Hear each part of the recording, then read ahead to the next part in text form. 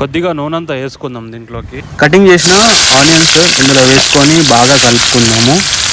Brown అయ్యేంత వరకు కలుపుకుందాం దీంట్లోకి.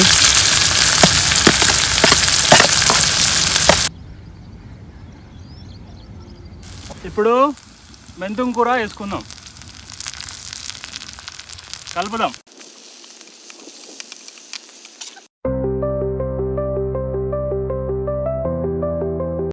ఇప్పుడు పచ్చిమిర్చి టమాటా వేసుకుందాం దీంట్లోకి.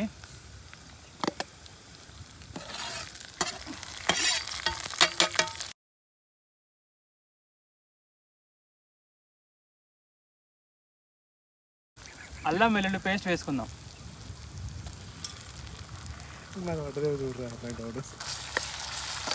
ఇప్పుడు పసుపు కొంచెం, కారం కొంచెం,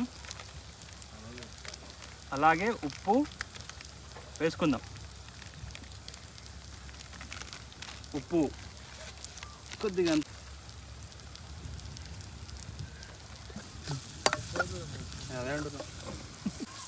ఇప్పుడు చింతపండు రసం వేసుకుందాం.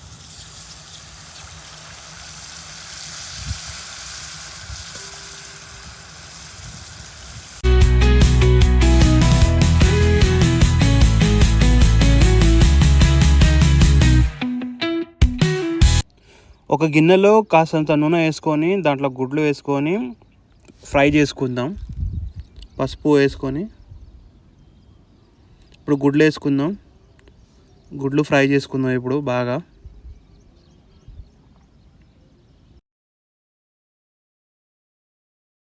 చింతపండు పులుపు వేసుకున్నాం కదా, అది బాగా మరిగింది. ఇప్పుడు గుడ్లు వేసుకుందాం. గుడ్లు వేసుకొని కలుపుకుందాం.